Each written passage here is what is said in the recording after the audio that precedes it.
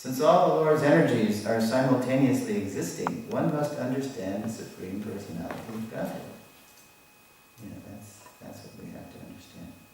But although He is everything, He is not present in everything. Therefore, I cannot worship my sandals, I cannot worship the floor. But the floor is wood, and if we fashion a deity made of wood, and then the Lord is pleased to come when we have an installation, and when the worship is regular, Prabhupada said, when the devotion is real, then Krishna agrees to come in that form. And what does Prabhupada compare the deity to in the Bhagavatam? What's the example? Thinking of the post box? Yeah, the mailbox. So you have a mailbox here, and you put your letter in, and it goes anywhere in the world. So similarly, this is local Krishna. So we put our prayers to the deity, not to some idol, not to some, some concoction. And Krishna hears. This is the mystery. I always love that postbox analogy. It's perfect. Local Krishna. Many people who read the Bhagavad Gita think the climax or the essence of the Gita is the 11th chapter. You know why? What's the 11th chapter? The universal. Vishvarup. Because Krishna, it's very spectacular, and that's what we like in Kali. We like to be dazzled, right? But why did Krishna show the universal form?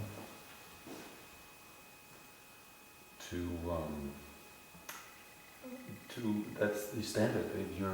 If you say you're God, then you have to show your universal form. Right, and okay.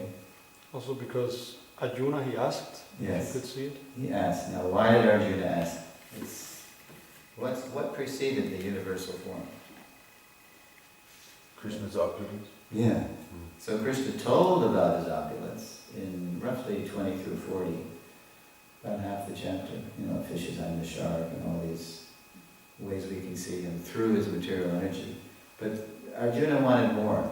He wanted to see how the person Krishna was going to display all this. He heard about it, now he wants to see something. That is also so many people in Guru and so many so-called God.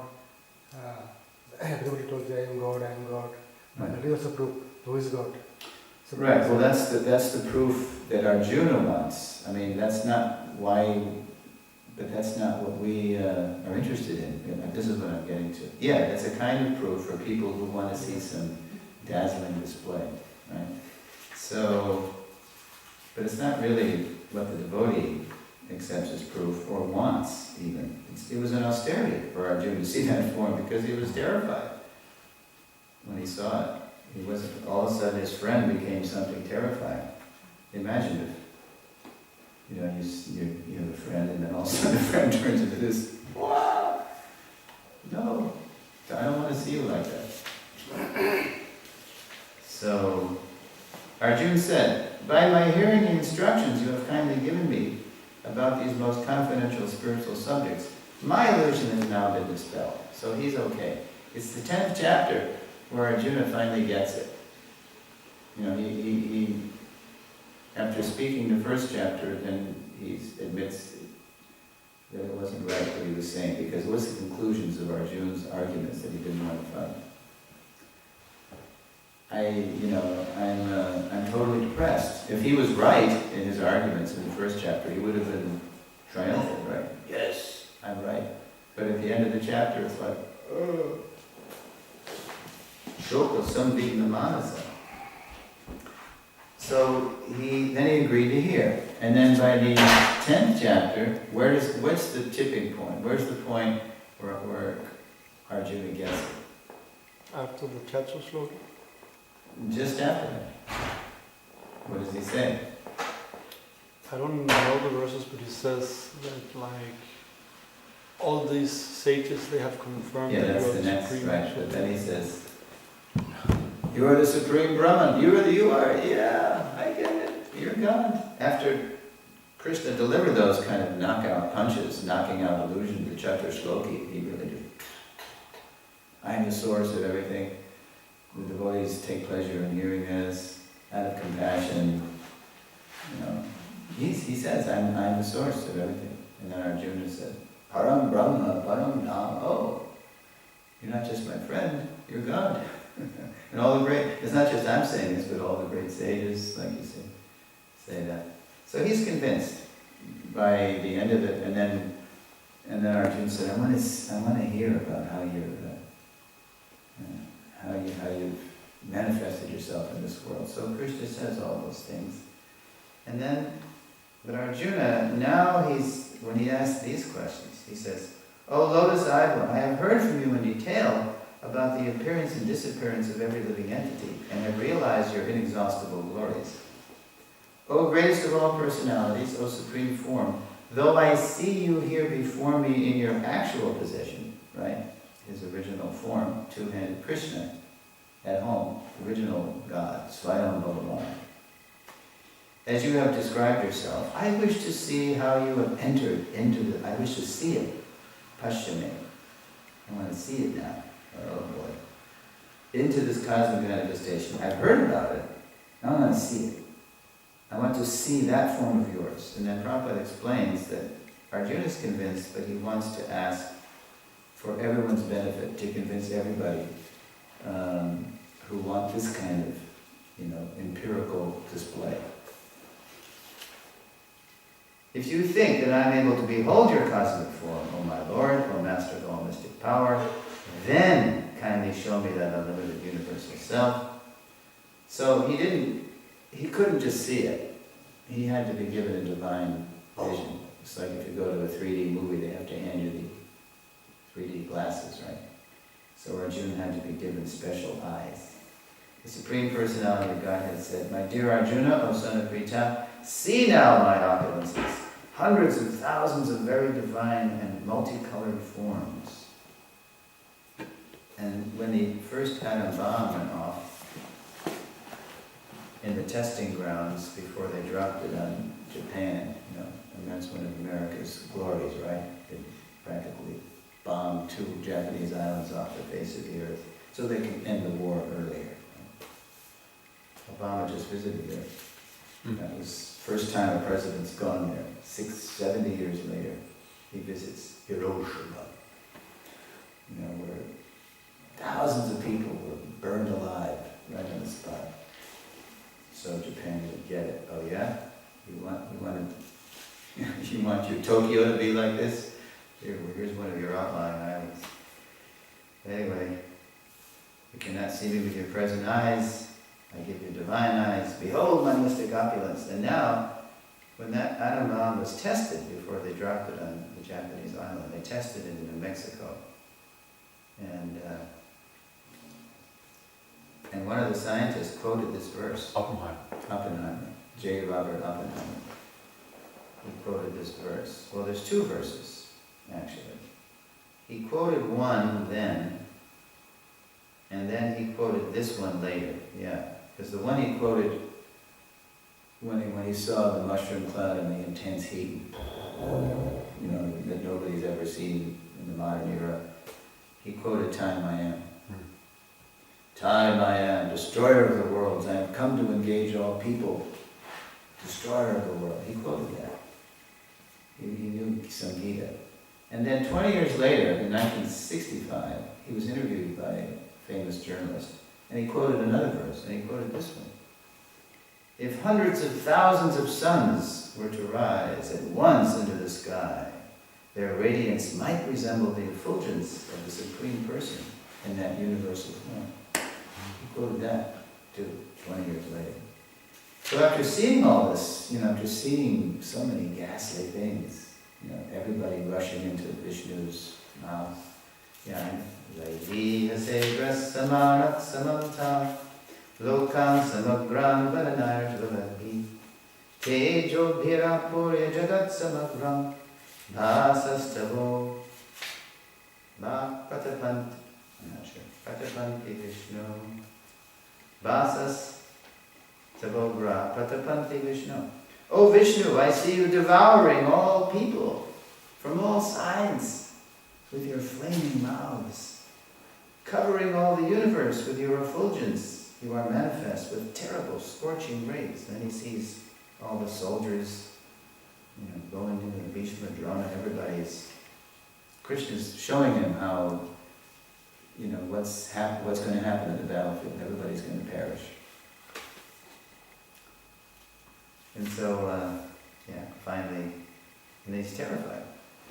Tell me who you are. Tie my hand. Then he shows more, and then finally Arjuna can't take it by verse 48. Please, I want to see you again in your four-arm form. Then I want to see you in your two-arm form. What do you got there? Prabhu, just to show you, this American scientific proof, you see, has got atomic bomb. First, Yeah, look, you're showing me Oppenheimer's quote. Gita Bhagavatam Sura. Yes, all right, it's confirmed. Now we've seen it on the smartphone. It must be true. It must be true. It's a proof. This is our proof, Prabhu, not the Yeah. smartphones. Yes. First, That's for the non-believers. Wait a minute. Okay. Picture. I was wondering if Arjuna, if he asked Krishna to show his universal form for his family members on the other side, maybe to become enamored and afraid to fight. And Well, yes, I don't know about that, but I know that Krishna already did that. Remember before the war? Yes. They tried to arrest Krishna and lock him up, Duryodhana, and Krishna just laughed and went, oh. It was a partial universal form. So, He didn't get it then. and he didn't get it then, he didn't get it. He didn't get it, period. Until Krishna came to his death.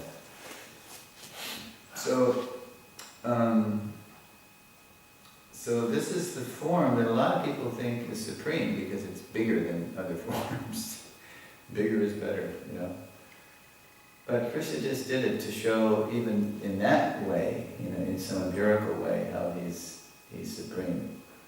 And the real form is Krishna, and Krishna, he did go back to his two-arm form, and then at the end of the chapter, this form cannot be seen.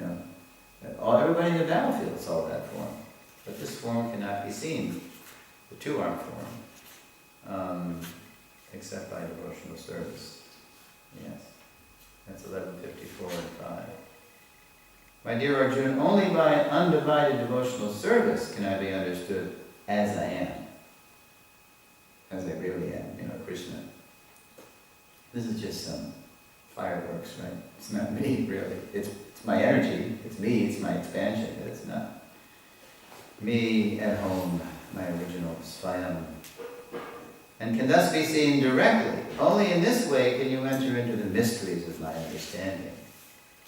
And then finally, my dear Arjuna, he who engages in my pure devotional service, freed from the contamination of fruitive activities and mental speculation, he who works for me, who makes me the supreme goal of his life, and who is friendly to every living being, he certainly comes to me. So, person, me.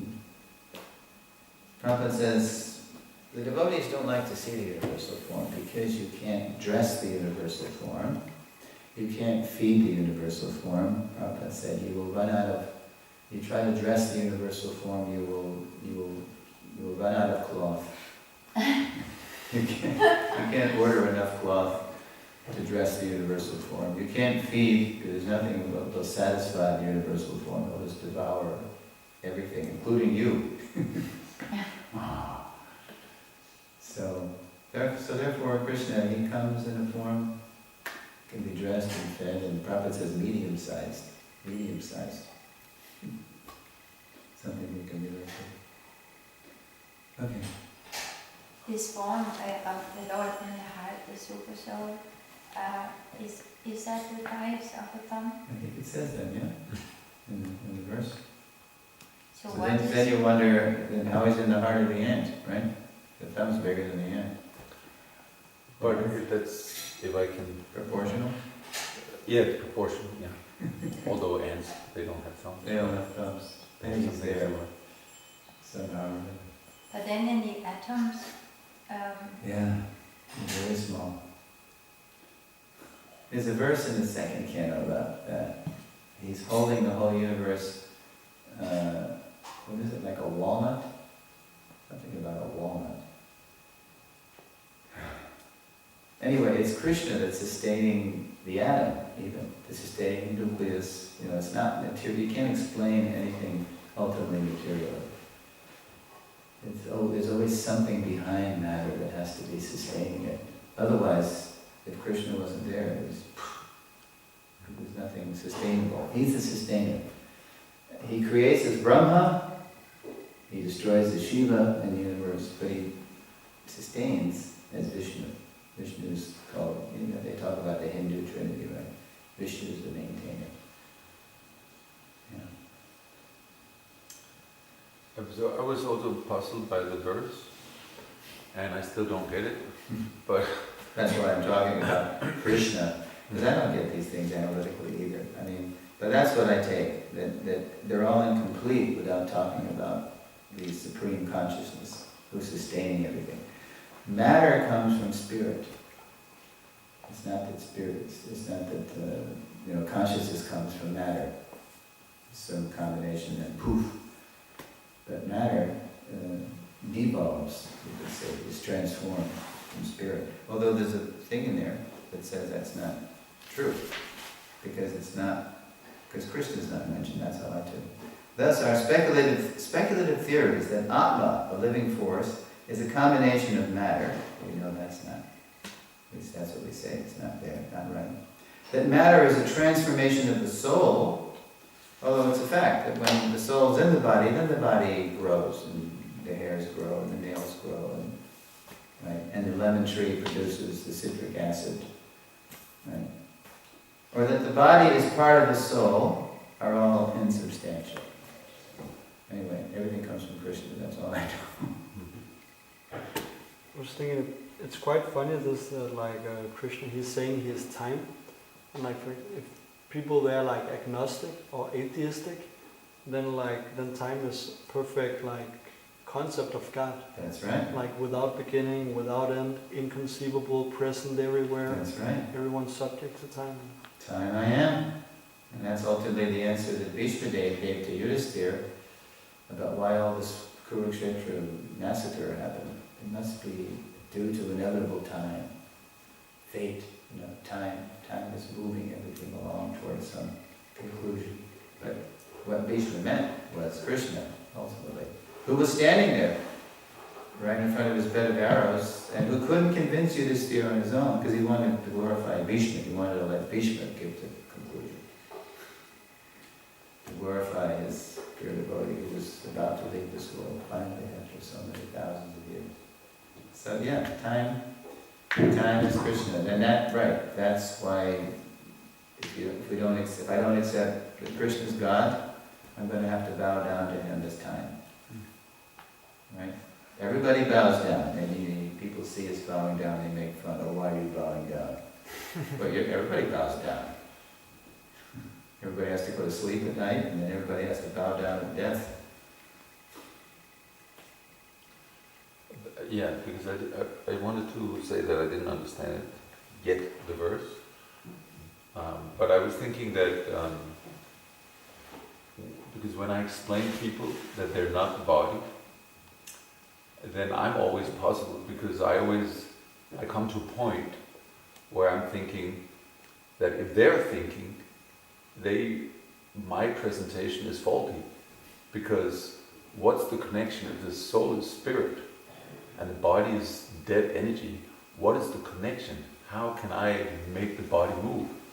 But they never get it. They never think further, but I'm always thinking, I'm wondering, it doesn't make sense. Still, my presentation doesn't make sense at all, because what's the connection with me if I'm spirit and material energy?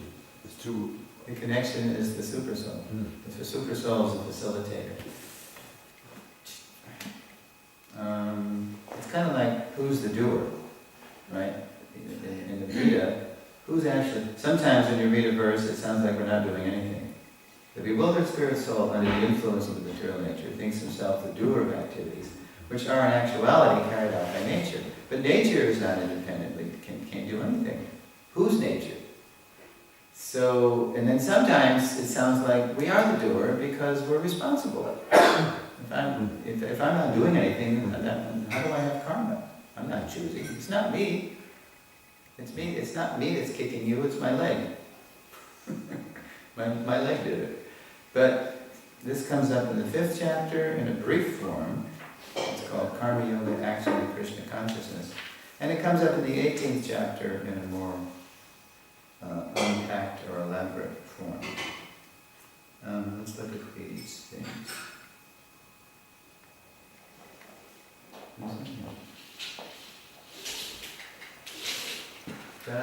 One time. So Krishna says in 3 verses, and the purport from the comments. Krishna says, when the embodied living being controls his nature and mentally renounces all actions, right? In other words, he doesn't want to be the cause, the ultimate cause of the action. He wants to just be an instrument. He mentally renounces. He's not acting for his false sense of self. And mentally renounces all actions. He resides happily in the city of 9 gates. You know, the city of 9 gates. 2 eyes, 2 nostrils, ears, anus, and genital. So that's the body is a figurative city of 9 gates. He resides happily in the city of 9 gates, neither working nor causing work to be done. So there it sounds like